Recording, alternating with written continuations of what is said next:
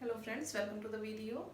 आज हम अपने कॉन्स्टिट्यूशन का एक बहुत इंपॉर्टेंट टॉपिक पढ़ने वाले हैं। आज हम देखने वाले हैं कि हमारे कॉन्स्टिट्यूशन की क्या क्या इंपॉर्टेंट फीचर्स हैं, क्या क्या उनकी विशेषताएं हैं। ठीक है, तो टॉपिक का नाम है salient feature of our Indian constitution. ठीक है, प्रमुख विशेषताएं हमारे भारतीय संविधान की।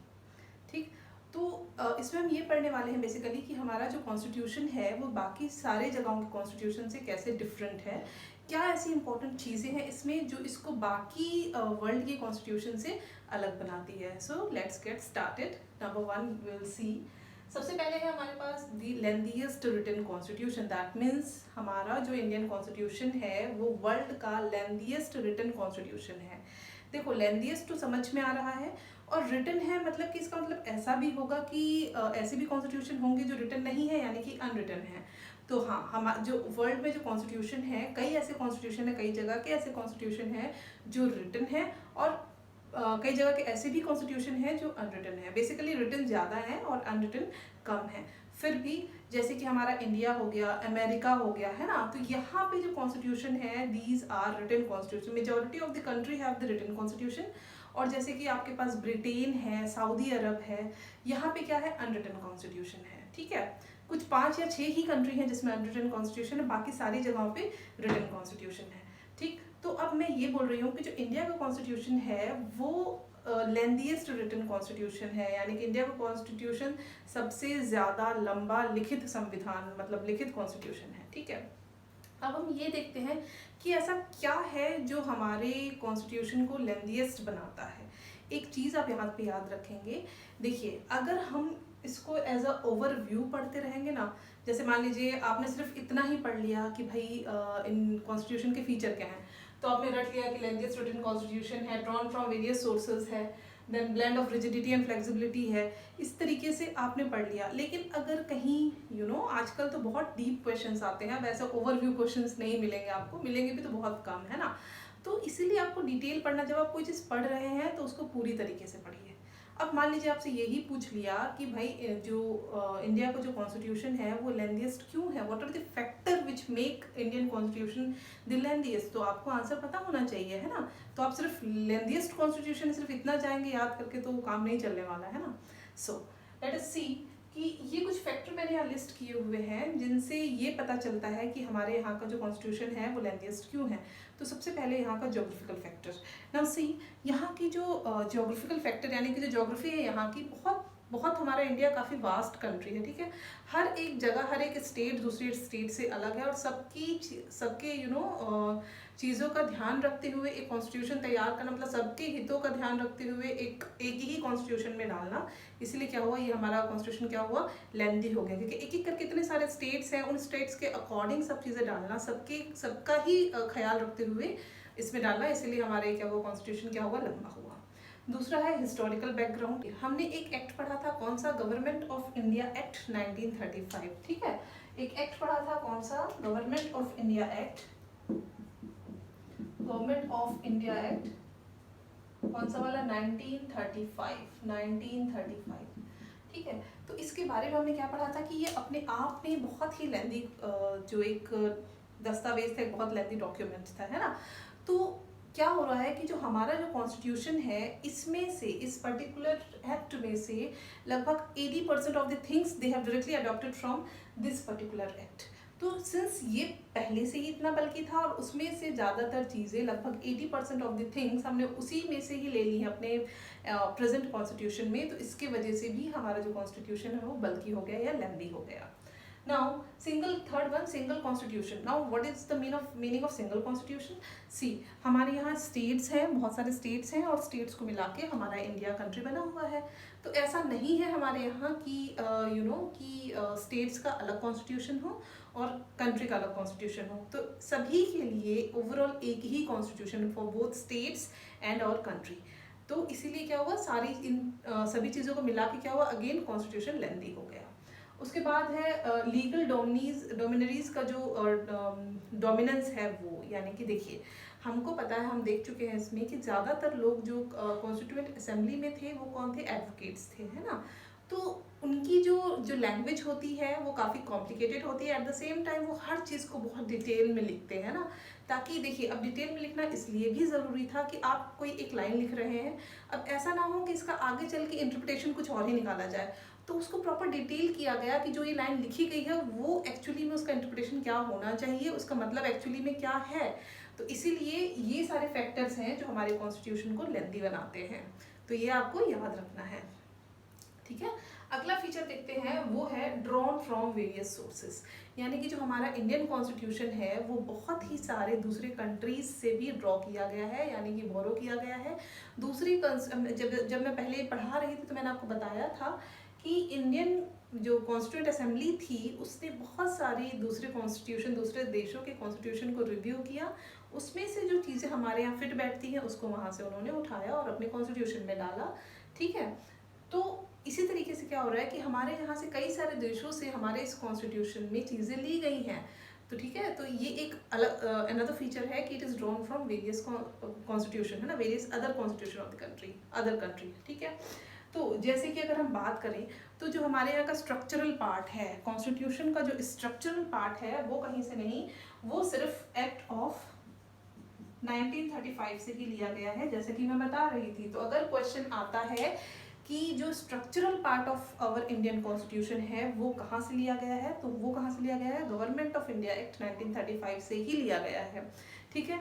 इसके बाद अगर हम फिलोसफिकल पार्ट में आते हैं, जैसे कि फंडामेंटल राइट्स, ठीक है, और directive principle of state policies, ये कहाँ से लिए गए हैं, तो फंडामेंटल राइट्स आपको अमेरिका से लिया गया है, और directive principle of state policy यानी कि जो राज्य के नीति निर्देशक तत्व हैं वो आयरलैंड से लिया गया है, ठीक है।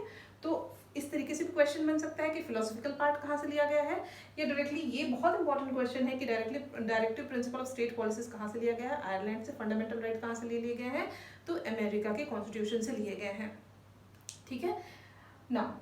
उसके बाद अगर हम पॉलिटिकल पार्ट पे आते हैं तो देखिए, यहाँ पे हमारे यहाँ जो रूल चल रहा था वो ब्रिटेन का रूल चल रहा था, तो मैक्सिमम पार्लियामेंट्री थिंग्स जो है हमने कहाँ से ले ली है, ब्रिटेन से ले ली है। तो पॉलिटिकल पार्ट जो हमने लिया है, जैसे कि क्या, कैबिनेट गवर्नमेंट के बारे में, then relation between the executive and legislature, ये सारा कुछ हमने कहाँ से लिया है, ब्रिटेन से लिया है।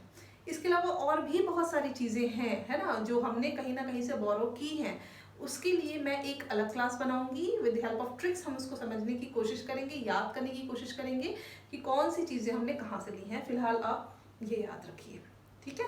तो अगर इन केस आपसे क्वेश्चन पूछता है स्ट्रक्चर कहाँ से लिया गया, हमारे यहाँ का इंडियन कॉन्स्टिट्यूशन का स्ट्रक्चर कहाँ से लिया गया है, तो वो कहीं से नहीं, वो गवर्नमेंट ऑफ इंडिया 1935 से लिया गया है। और अगर फिलोसफिकल पार्ट पूछता है तो अमेरिका और आयरलैंड, और अगर पॉलिटिकल पार्ट पूछता है या पार्लियामेंट्री पार्ट पूछता है आपसे, तो हमेशा आप ब्रिटेन ही आंसर में लगाएंगे, ठीक है। Now will move to the third point. So third point is, it is a blend of rigidity and flexibility. कह रहा है हमारा जो कॉन्स्टिट्यूशन है वो रिजिडिटी का और फ्लेक्सिबिलिटी का मिक्सचर है, ब्लेंड है। देखिए, अब इसका क्या मतलब हुआ, रिजिड है मतलब क्या, बेसिकली जो कॉन्स्टिट्यूशन का रिजिड या फ्लेक्सिबल होना उसके अमेंडमेंट पे डिपेंड करता है, कितनी आसानी से या कितनी प्रॉब्लम के बाद आप उसको, या है ना, कॉन्स्टिट्यूशन में अमेंडमेंट कर सकते हैं, वही उसका रिजिडिटी और फ्लेक्सिबिलिटी दिखा रहा है। तो अगर कह रहा है कि कॉन्स्टिट्यूशन रिजिड है, इसका मतलब ये कि कॉन्स्टिट्यूशन में आप ज़्यादा चेंजेस नहीं कर सकते हैं, ठीक है। यानी कि चेंजेस कर पाएंगे लेकिन आपको जो प्रोसीजर फॉलो करना पड़ेगा वो काफ़ी ज़्यादा मुश्किल हो सकता है। और साथ ही साथ फ्लेक्सिबल है, यानी कि yes, you can easily change the या you can easily amend the points written in the constitution. तो एक हमारे पास आर्टिकल है, आर्टिकल 368, इसमें देखिए दो तरीके के अमेंडमेंट के बारे में बताया गया है। एक जो है आप 2/3 मेजॉरिटी से, ठीक है, 2/3 मेजॉरिटी से आप चेंज कर सकते हैं कोई भी कॉन्स्टिट्यूशन का कोई पार्ट, ठीक है ना। 2/3 मेजॉरिटी मतलब कि जितने आपके वहाँ हाउस में लोग प्रेजेंट हैं उनमें से 2/3 लोगों को वोट करना पड़ेगा उस पर्टिकुलर चेंज के लिए या फिर कोई एक नया लॉ लाने के लिए, ठीक है। तो वो एक स्पेशल मेजॉरिटी हो गई। दूसरी चीज़ ये है कि एक और चीज़ भी हो सकती है कि आप 2/3 मेजॉरिटी के साथ साथ आपको 50% स्टेट्स की रजामंदी भी चाहिए उसके लिए। अगर आप कॉन्स्टिट्यूशन में कुछ अमेंड करना चाह रहे हैं तो इस आर्टिकल के अंतर्गत आपको 2/3 मेजॉरिटी भी चाहिए और साथ ही साथ 50% ऑफ द स्टेट जो है वो उस पर्टिकुलर चीज़ को सपोर्ट करे, तभी हम उसको चेंज कर पाएंगे। और ये जो चीज़ है इस कॉन्स्टिट्यूशन को रिजिड बनाती है, ठीक है। रिजिड बनाती है मतलब कि ये इतना ईजी नहीं होता है।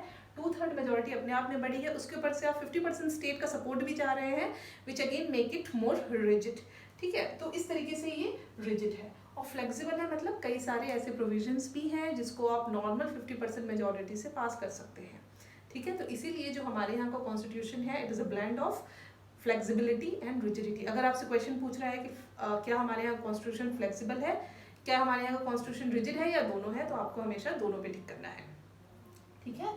नाउ अगला हम चलते हैं, the fourth point is federal system with unitary बायस। अब इसको समझते हैं। देखिए जैसे हम फेडरल सिस्टम के बारे में बात कर चुके हैं, जब कई सारे स्टेट्स आपस में सहमति से अपनी सहमति से एक यूनियन बनाते हैं, हम उसी को क्या कह रहे हैं, फेडरेशन कह रहे हैं। इसमें एक चीज़ होती है कि जो ये स्टेट्स हैं वो अपनी मर्जी से इस यूनियन को छोड़ सकते हैं, या आप ऐसा कह सकते हैं there is agreement between the state and that particular union, जिसमें से जब भी स्टेट चाहे अपनी मर्जी से उस यूनियन को छोड़ के जा सकता है। तो उसी को हम क्या कह रहे हैं, फेडरेशन कह रहे हैं, ठीक है। फेडरल जिसको हम संघ कहते हैं। लेकिन जो इंडियन कॉन्स्टिट्यूशन है, हमारे पास जो स्टेट्स हैं उनके पास ये प्रिविलेज नहीं है, ये उनके पास पावर नहीं है कि वो हमारे इंडिया से सेपरेट हो सके, ठीक है। हमारे यहाँ जो है वो फेडरेशन किस तरीके का है, हमारे यूनियन ऑफ स्टेट्स हैं, स्टेट्स के पास कोई राइट नहीं है जो अलग हो सके। फिर भी हमारे जो कॉन्स्टिट्यूशन है उसमें ये डायरेक्टली फेडरेशन वर्ड लिखा हुआ नहीं है, बट स्टिल हम बहुत सारी चीज़ें ऐसे फॉलो करते हैं जिससे पता चलता है कि जो हमारा कॉन्स्टिट्यूशन है वो फेडरेशन को फॉलो करता है, फेडरेशन सिस्टम को या फेडरल सिस्टम को फॉलो करता है। तो जैसे कि क्या है वो फीचर्स जो फेडरल सिस्टम के होते हैं, डबल गवर्नमेंट मतलब government at the union level and government at the state level, दोनों जगह पे हमारे पास क्या है, गवर्नमेंट है, तो दोनों को ही पावर है ना। देन डिस्ट्रीब्यूशन ऑफ पावर, अगर दो जगह पे गवर्नमेंट है तो वहाँ पे पावर भी क्या हो रही है, दोनों के बीच में डिस्ट्रीब्यूट हो रही है। उसके बाद हमारे पास क्या है, रिटन कॉन्स्टिट्यूशन है। अगर कुछ पावर डिस्ट्रीब्यूशन में प्रॉब्लम होती है then we have written constitution की कौन सी पावर किसकी है, we can go for it. उसके बाद है सुप्रीमेसी ऑफ कॉन्स्टिट्यूशन, जो हमारा इसमें क्या है, जो कॉन्स्टिट्यूशन ही सबसे ज़्यादा सुप्रीम है, ये आप सबको पता है। Then rigidity of the constitution, then we have independent judiciary. हमारे यहाँ की जो जुडिशरी सिस्टम है हम आगे चल के देखेंगे वो इंटीग्रेटेड भी है और इंडिपेंडेंट भी है, ठीक है। तो और साथ ही साथ बाइकैमरलिज्म यानी कि 2 हाउसेस वाला सिस्टम, ये सारे जो फीचर्स हैं वो किसके हैं, फेडरल सिस्टम के हैं। Although federal word is nowhere written in our constitution, लेकिन फिर भी हम इस चीज़ को फॉलो करते हैं, ठीक है।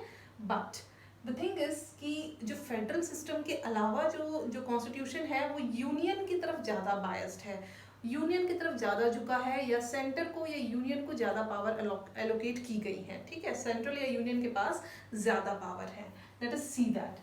तो हमारे यहाँ जैसे मैंने बताया यूनिटरी बायस्ड है यानी कि यूनियन की तरफ झुका हुआ है, तो हमारे पास है स्ट्रॉन्ग सेंटर, ठीक है। स्टेट से ज़्यादा जो पावर्स हैं किसके पास है, सेंटर के पास है। Then we have single constitution, ऐसा नहीं है कि स्टेट के लिए अलग constitution, we have only one supreme constitution and we have a single constitution, ठीक है। उसके बाद हमारे पास है सिंगल सिटीजनशिप। हम ये नहीं कहते हैं, मान लीजिए आप कहीं तमिलनाडु के हैं, कहीं मध्य प्रदेश के, हम ये नहीं कहते हैं we are the citizen of Madhya Pradesh, Tamil Nadu, Assam और एनीवेयर, है ना। हम क्या कहते हैं, we are the citizen of India. तो इसीलिए हमारे यहाँ जो क्या फॉलो होता है, सिंगल सिटीजनशिप फॉलो होती है, अनलाइक अमेरिका जहाँ पे डुअल सिटीजनशिप है। आप स्टेट के हैं तो आपकी स्टेट की अलग सिटीजनशिप होगी, और आप अगर उस कंट्री के भी हैं तो आपकी एक वो सिटीजनशिप होगी। Then again flexible constitution, देखिए rigid constitution is the feature of federal system and जो flexible constitution है it is a feature of our union system. Then integration of judiciary, देखिए इसको हम आगे पढ़ेंगे कि integration और independence judiciary क्या है। फिलहाल आप ये याद रखिए कि जो integrated judiciary है again वो किसका पार्ट है, unitary का।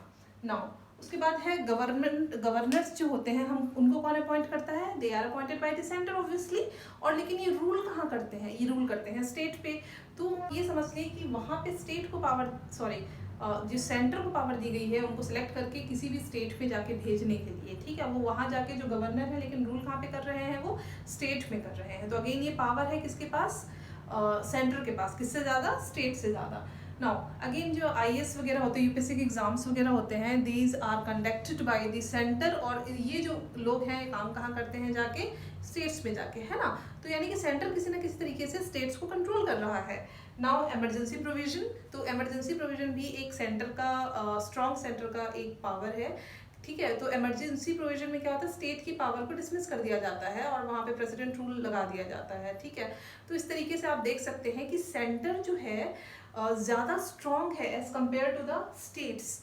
तो इसीलिए हम कहते हैं कि जो हमारा कॉन्स्टिट्यूशन है वो फेडरल सिस्टम ऑल्दो है, लेकिन यहाँ पे जो सेंटर या यूनियन का पावर है वो उससे ज़्यादा है। दैट इज वाई वी से it is unitary biased. Now let us C few more points. तो अगला पॉइंट जो एक अगला इंपॉर्टेंट फीचर है वो है पार्लियामेंट्री फॉर्म ऑफ गवर्नमेंट। हमारे यहाँ जो गवर्नमेंट है वो किस तरीके की है, पार्लियामेंट्री फॉर्म की है, संसदीय तरीके की गवर्नमेंट है हमारे यहाँ, ठीक है। तो देखिए जैसे कि अमेरिका में होता है प्रेसिडेंशियल फॉर्म ऑफ गवर्नमेंट होता है, और चूंकि हमारे यहाँ पहले ब्रिटिशर्स राज कर रहे थे, ब्रिटिशर्स का रूल था, तो हमारे यहाँ का जो ये वाला जो पोर्शन है बेसिकली ये ब्रिटेन से लिया गया है, ठीक है। हम अपने नेक्स्ट लेक्चर में पढ़ेंगे कि कौन कौन से कॉन्स्टिट्यूशन के पार्ट्स किस पर्टिकुलर कंट्री से लिए गए हैं, तो वहाँ पे ये आपको हेल्प करेगा, ठीक है। तो आप ये याद रखिए कि जो भी पार्लियामेंट्री फॉर्म ऑफ गवर्नमेंट है वो कहाँ से लिया गया है, ब्रिटेन से, क्योंकि हमारे यहाँ जो ब्रिटेन का ही शासन चल रहा था, हमने वहीं से ऐसा कैसा हमने इसको ले लिया गया है। तो जैसे कि मैंने बताया आपको, एक प्रेसिडेंशियल फॉर्म ऑफ गवर्नमेंट होता है जो कि अमेरिका में चलता है, जहाँ पे जो प्रेसिडेंट होता है वो ओवरऑल हेड होता है, लेकिन हमारे यहाँ पार्लियामेंट्री फॉर्म ऑफ गवर्नमेंट में जो मेन हेड होता है, तो कॉन्स्टिट्यूशनल हेड तो प्रेसिडेंट ही होते हैं, लेकिन जो मेन रियल जो हेड होते हैं वो कौन होते हैं, प्राइम मिनिस्टर, ठीक है। तो नाउ जो ये हमारे जो गवर्नमेंट चल रही है, हम अगेन इसको कहते हैं presidential form of parliamentary form of government. इसको अगर आपसे क्वेश्चन में पूछता है, एक Westminster model of government भी कहा जाता है, क्योंकि जो ब्रिटेन में जहाँ पे पार्लियामेंट सिचुएटेड है वो है वेस्ट मिनिस्टर में। इस चूंकि हम उन्हीं का ये चीज़ को फॉलो कर रहे हैं, दैट इज वाई इसको Westminster form of government भी कहा जाता है। एक और जो इसको कहा जाता है वो है प्राइम मिनिस्टेरियल गवर्नमेंट। तो अगर आपसे पूछ रहा है कि पार्लियामेंट्री फॉर्म ऑफ गवर्नमेंट या Westminster form of government या फिर prime minister form of government क्या है, वो सारा कुछ एक ही है। तो हमारे इंडिया में चाहे इन तीनों में से कुछ भी एक एग्जांपल में आपको नाम देके पूछ सकता है, तो आपको जो भी क्वेश्चन में नाम देके पूछेगा, इन तीनों में से कोई सा भी नाम देके पूछ सकता है ना, तो आपको उस हिसाब से टिक करना है। तो आपको तीनों नाम ही याद रखने हैं, कौन कौन सा, Westminster form of government, parliamentary form of government और प्राइम मिनिस्टीरियल गवर्नमेंट, ठीक है। इससे कुछ फीचर्स हैं, चलो देखते हैं। तो पहला है presence of nominal and real executive. See हमारे यहाँ जो रियल एग्जीक्यूटिव, या फिर आप ऐसा कह लो कि जो रियल जिसमें पावर बेस्ड है वो किसमें है, प्राइम मिनिस्टर में है, ऑल्दो जो प्रेसिडेंट है वो कॉन्स्टिट्यूशनल हेड है, ठीक है। तो मेन लेकिन पावर किनके हाथ में है, प्राइम मिनिस्टर के हाथ में है। सेकंड है मेजॉरिटी पार्टी रूल, ठीक है। अगेन हमारे यहाँ जो मेजॉरिटी पार्टी होती है, जनता के द्वारा जो लोग चुन के आते हैं, और जिस पार्टी का मेजॉरिटी रहता है उसी के ही जो हेड को है उनको हम क्या बना देते हैं, प्राइम मिनिस्टर बना देते हैं। Collective responsibility of executive to legislator क्या मतलब है कि देखिए जितने भी एग्जीक्यूटिव है, मान लीजिए कोई जो सरकार बनी है, अब उसमें जितने भी एग्जीक्यूटिव हैं वो कलेक्टिव तरीके से, ठीक है, एक समूह के रूप में लेजिस्लेचर को क्या है, रिस्पॉन्सिबल है। उनकी जवाबदारी किसकी तरफ है, लेजिस्लेचर या फिर लोकसभा या राज्यसभा जिस भी सभा के हैं उनके तरफ उनकी रिस्पॉन्सिबिलिटी है, ठीक है। Now next is leadership of PM and CM. जो यहाँ पे जो लीडर रहेंगे, अगेन जैसे मैं बता चुकी हूँ, अगर सेंटर पे है तो पीएम और अगर स्टेट पे है तो CM. Next one is dissolution of houses, यानी कि कभी भी आप लोकसभा को क्या कर सकते हैं, भंग कर सकते हैं, ठीक है। किसी भी तरीके से कुछ प्रॉब्लम हो रही है तो आप क्या कर सकते हैं, वहाँ पे लोकसभा को भंग किया जा सकता है, लोकसभा कैन बी डिसॉल्व, ठीक है। तो ये कुछ फीचर्स हैं पार्लियामेंट्री फॉर्म ऑफ गवर्नमेंट के। लुक, अब मैंने ये बताया कि ये जो गवर्नमेंट है, पार्लियामेंट्री फॉर्म ऑफ गवर्नमेंट, ये ब्रिटिश से ली गई है, ब्रिटिशर से ली गई है। तो क्या एज इट इज़ वैसे ही ली गई है, नहीं। देखिए हमारे यहाँ जो हेड होते हैं ना, वो रिपब्लिक हेड होते हैं या फिर इलेक्टेड हेड होते हैं, ठीक है। जो ये रिपब्लिक वर्ड का है, यही मतलब है कि जो हमारे यहाँ जो हेड होंगे, जैसे कि जो प्राइम मिनिस्टर हैं वो इलेक्ट होके आएंगे, ठीक है, जनता के द्वारा ही चुने जाएंगे। लेकिन ब्रिटेन में ऐसा नहीं है, वो हायरार्की चल रही है वहाँ पे, ठीक है। तो वो चीज़ हमारे यहाँ नहीं है, हमारे यहाँ जो है रिपब्लिक है, उनके यहाँ मोनार्की है, हमारे यहाँ रिपब्लिक है। तो आपको ये याद रखना, मतलब ये एक डिफरेंस है। उनके यहाँ पे जो हायरार्की चल रही है वहीं से लोग आते जाएंगे, जबकि हमारे यहाँ ये है सेलेक्ट, जो लीडर हम इलेक्ट करेंगे वो आएंगे। अब ये ज़रूर हो सकता है कि ये लीडर अब दोबारा भी इलेक्ट करके ले आ सकते हैं, लेकिन उनको इलेक्शन को फॉलो करना ही पड़ेगा, ठीक है। Now next is integrated and independent judiciary. Look, यहाँ पे 2 वर्ड लिखे हैं और दोनों को समझना बहुत ज़रूरी है। सबसे पहला है इंटीग्रेटेड जुडिशरी। देखिए, तो जुडिशरी इंटीग्रेटेड है और साथ ही साथ इंडिपेंडेंट भी है। कैसे, उसको समझते हैं। देखिए, हमारे पास सबसे ऊपर क्या है, सुप्रीम कोर्ट है, उसके बाद हर एक स्टेट के हाई कोर्ट है, उसके बाद नीचे जो सबऑर्डिनेट्स कोर्ट है, डिस्ट्रिक्ट कोर्ट्स हैं, ठीक है। ये क्या है, एक इनको आप एक सिस्टम के तरीके से ले लीजिए, ठीक है। तो अगर आप नीचे जो डिस्ट्रिक्ट कोर्ट में आपने कुछ इशू चल रहा है, आपके यहाँ कोई केस चल रहा है, अगर आप उससे सेटिस्फाइड नहीं है, you can go to high court and then you can go to supreme court. अगर आप वहाँ सेटिस्फाइड नहीं है तो सुप्रीम कोर्ट अल्टीमेट कोर्ट है जहाँ से आपको फैसला मानना पड़ेगा। तो ये क्या है, एक सिस्टम है। तो इसीलिए हम क्या कह रहे हैं, ये है इंटीग्रेटेड सिस्टम। और ये जो इंटीग्रेटेड सिस्टम है, ये जो लॉ बनाएगा, यानी कि it can enforce both to the central law and state law. ये यानी कि ये जो लॉ है, जो integrated system as a system आप इसको ले लीजिए, तो ये जो लॉ बनाएगा वो सेंटर में भी लागू होंगे और स्टेट में भी लागू होंगे। तो ये क्या है, जुडिशरी की इंटीग्रेसी है, यानी कि वो इंटीग्रेटेड है। लेकिन अगर हम कह रहे हैं इंडिपेंडेंट जुडिशरी है, अब इंडिपेंडेंट का क्या मतलब हुआ, इंडिपेंडेंट का मतलब ये कि ये जो जुडिशरी है, ये जो जज हैं, जो कोर्ट है, ये किसी और से प्रभावित ना हो, इनको कोई और इफेक्ट ना कर पाए। इसीलिए यहाँ पे कई सारे उनको प्रिविलेजेस दिए गए हैं, ठीक है। किसको, कोर्ट को और जजेस को। तो जैसे कि जो टेन्योर होता है, यानी कि जितने ड्यूरेशन के लिए जो जजेस आते हैं वो फिक्स होता है। कई बार देखिए, कई ऐसे पोस्ट होते हैं जो कि प्रधानमंत्री या जब तक वो मिनिस्ट्री चाहे तब तक ही वहाँ उस पोस्ट पे रह सकते हैं, लेकिन ऐसा हमारे पास जज लोगों के पास ऐसा नहीं है। अगर वो जितने साल के लिए सिलेक्ट होके आए हैं उतने ही साल तक वो वहाँ पे रहेंगे, उनको कोई हटा नहीं सकता इन द सेंस ट्रांसफर हो सकता है, बट उनकी पोस्ट से उनको कोई नहीं हटा सकता, ठीक है। अगेन अगला जो पॉइंट है कि इनका जो सारा खर्चा है, ये बहुत इंपॉर्टेंट क्वेश्चन है कि जो जज का जो सारा एक्सपेंस है वो कहाँ से आता है, तो वो आता है कंसोलिडेटेड फंड ऑफ इंडिया से। नाउ एक और चीज़ है कि जज ने जो फैसला कर दिया है, जो भी जजमेंट लिया है, आप उसके बारे में लेजिस्लेचर में या किसी हाउस में जाके उनके जजमेंट के खिलाफ या उनके बारे में आप डिस्कस नहीं कर सकते हो, ठीक है। Now again is separation of judiciary and executive. अब इसी तरीके से यही सब चीज़ को फॉलो करते हो आप देख सकते हो कि जुडिशरी को एग्जीक्यूटिव से सेपरेट करके रखा हुआ है, ठीक है। तो ये इसलिए किया गया है ताकि कोई प्रॉब्लम ना हो, यानी कि देखिए जजमेंट जो है वो बिल्कुल ही फेयर होना चाहिए, है ना। अगर कोई ऐसा रूल बना तो सुप्रीम कोर्ट रूल को भी रिव्यू कर सकती है। जैसे मान लीजिए पार्लियामेंट में कोई आपने लॉ लाया और सुप्रीम कोर्ट को अगर ये लग रहा है कि ये लॉ सही नहीं है तो वो उसको भी रिव्यू कर सकती है, ठीक है। इतना पावर है सुप्रीम कोर्ट के पास, and that is the reason why कि सुप्रीम कोर्ट का इंडिपेंडेंट होना भी बहुत ज़रूरी है। वहाँ के जजेस हैं वो किसी के दबाव में ना काम करें, ये बहुत ज़रूरी है, और इसीलिए ये सारे कुछ जो प्रॉपर्टीज़ हैं वो उसको इंडिपेंडेंट बनाती है, ठीक है। Now the next the feature is important feature है फंडामेंटल राइट्स। तो जो हमारे जो फंडामेंटल राइट्स हैं, जो मूल अधिकार है हमारे, वो भी इम्पॉर्टेंट फीचर है, ठीक है।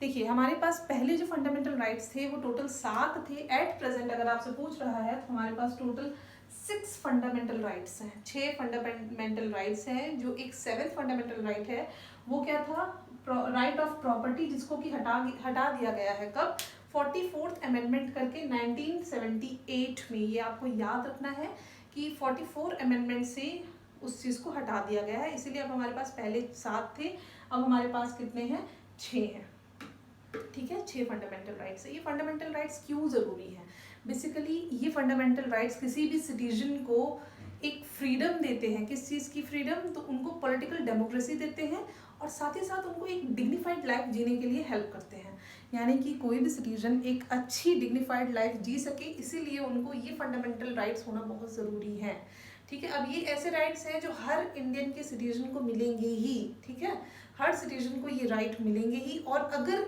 इन राइट्स को कोई वायोलेट करता है तो ये क्या है, आप इसको सुप्रीम कोर्ट में डायरेक्टली जाके इसको एनफोर्स करा सकते हैं। तो अगेन इसीलिए हम इसको कहते हैं कि ये जस्टिशिएबल है, यानी कि you can directly go to the court, और सुप्रीम कोर्ट जो है हमारे इन राइट्स का रखवाला है बोलना चाहिए, ठीक है। वो ये इंश्योर करता है, सुप्रीम कोर्ट ये इंश्योर करता है कि हमारे ये राइट्स को हमसे कोई छीन ना सके। लेकिन क्या ये राइट्स एब्सोल्यूट हैं, यानी कि ऐसा नहीं है। देखिए आपको अगर बोलने की आज़ादी है ना, ये भी एक राइट है। हम फंडामेंटल राइट्स इन डिटेल आगे इसमें पढ़ेंगे, आज हम सिर्फ इंपॉर्टेंट फीचर्स पढ़ रहे हैं। तो लाइक अगर आपको बोलने की आज़ादी है, इसका मतलब ये नहीं है कि आप किसी के बारे में कुछ भी बोलते जाएं, नहीं। यानी कि कहीं ना कहीं एक रिजनेबल जगह पे जाके एक रिजनेबल रिस्ट्रिक्शन भी है, दे आर नॉट एब्सोल्यूट, ठीक है। तो ये क्या है, एब्सोल्यूट नहीं है। अगली चीज़ है कि क्या कभी ऐसा हो सकता है कि आपके ये जो राइट्स हैं आपसे छीने जा सके। देखिए मैंने कहा कि अगर आपसे कोई राइट छीनता है, वायलेट करता है, तो आप सुप्रीम कोर्ट जा सकते हैं। लेकिन जब इमरजेंसी प्रोविजन आता है तो अपने आप ही आपसे राइट ले लिए जाते हैं, except right number 20 and 21। Article 20 और 21 में जो भी राइट मेंशन है वो आपसे नहीं लिए जा सकते, ठीक है। अब ये राइट क्या है, आप चाहे तो नीचे कमेंट बॉक्स में मुझे कमेंट करके बता सकते हैं। नाउ तो मैंने बताया, ये आपको याद रखना, आर्टिकल 2021 इमरजेंसी प्रोविजन के टाइम पे आपके पास रहता है, बाकी उसके अलावा जितने भी राइट्स हैं वो आपसे ले लिए जाते हैं।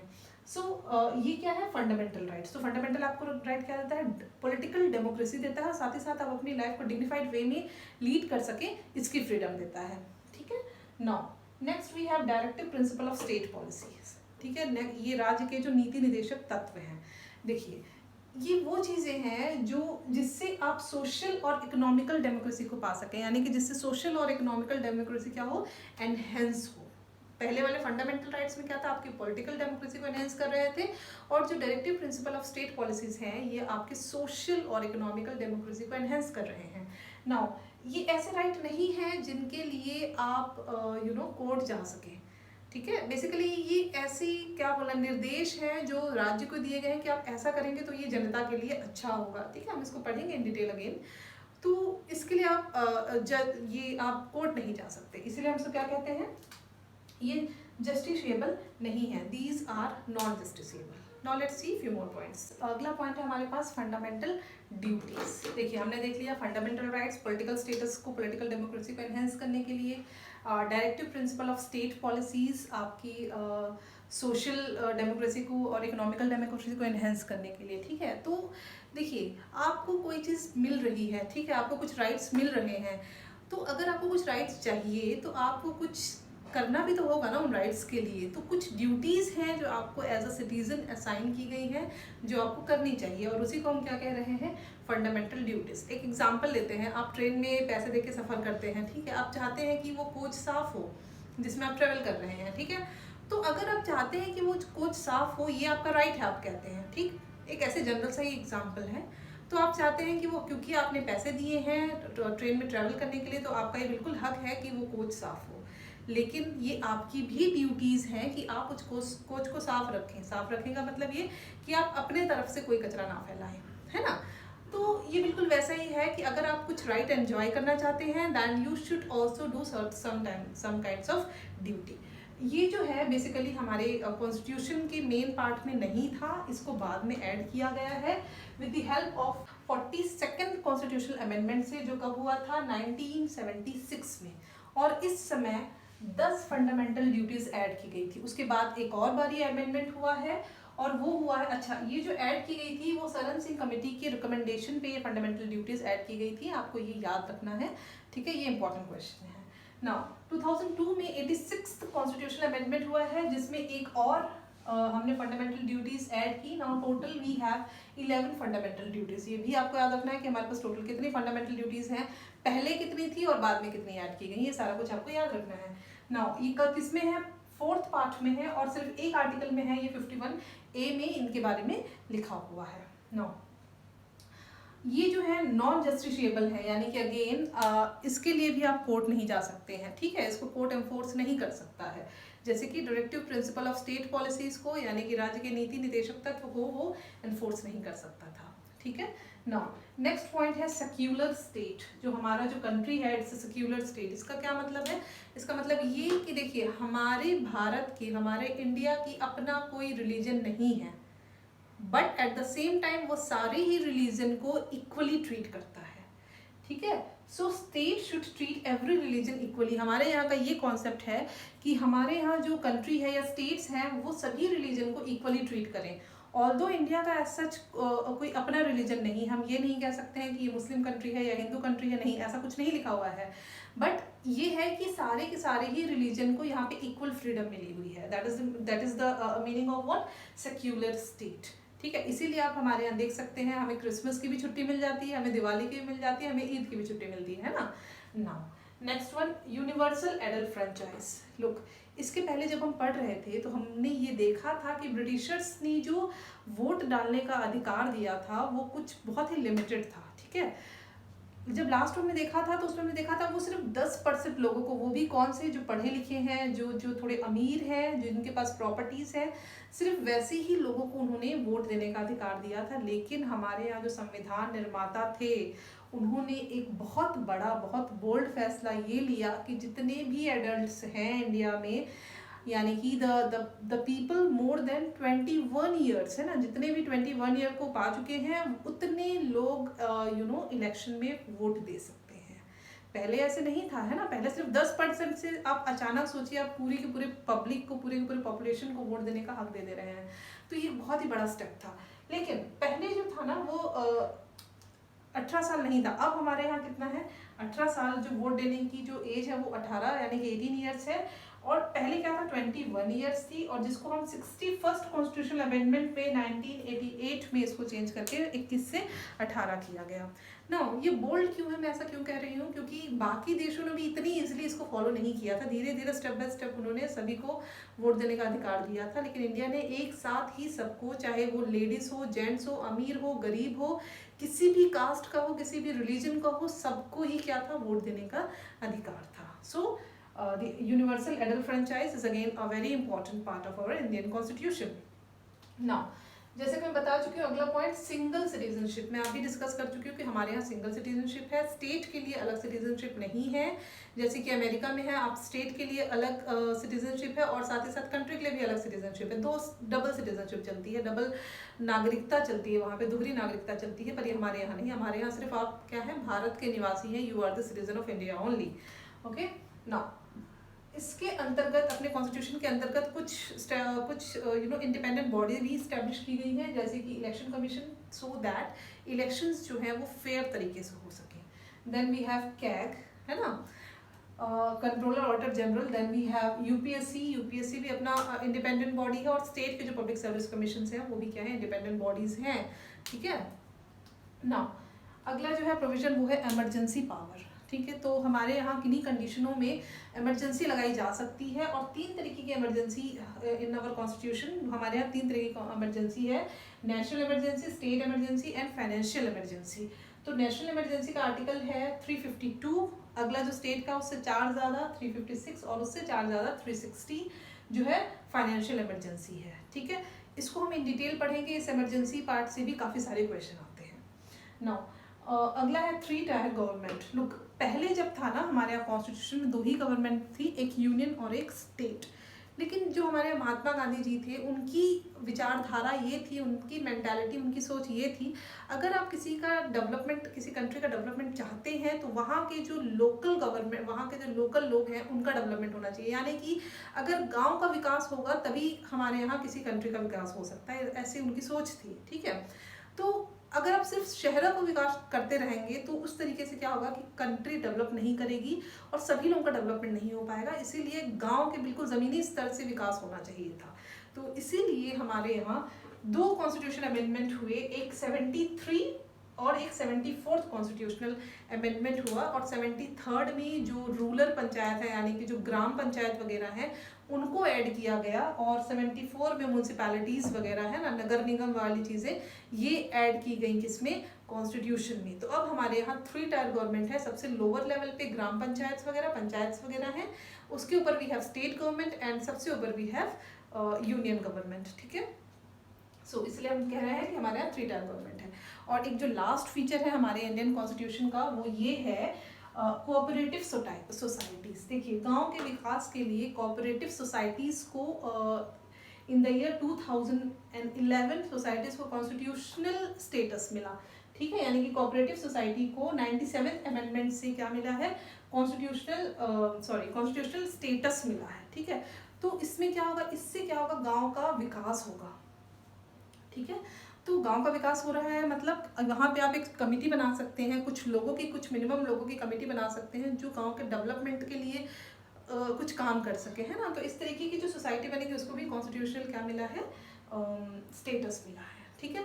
तो ये सारे जो कुछ थे जो ये जो पॉइंट्स हैं और जो पहले के जो मैंने पॉइंट्स बताए हैं, ये सारे कुछ इंपॉर्टेंट फीचर्स हैं हमारे इंडियन कॉन्स्टिट्यूशन के, ठीक है, जो आपको याद रखना। देखिए इसको डिटेल में पढ़ना इसलिए ज़रूरी है कि इससे चीज़ों को आप रिलेट करके आगे जब आप कॉन्स्टिट्यूशन पढ़ेंगे तो आपको ईजी हो जाएगा, ठीक है ना। इसके बाद हम एक अगला लेक्चर देखेंगे जिसमें हम देखेंगे कि कहाँ से कौन कौन से कॉन्स्टिट्यूशन हमने किस कंट्री से बोरो किए हैं, उसको हम याद करने की कोशिश करेंगे। आई होप आपको समझ में आया होगा। Thank you very much.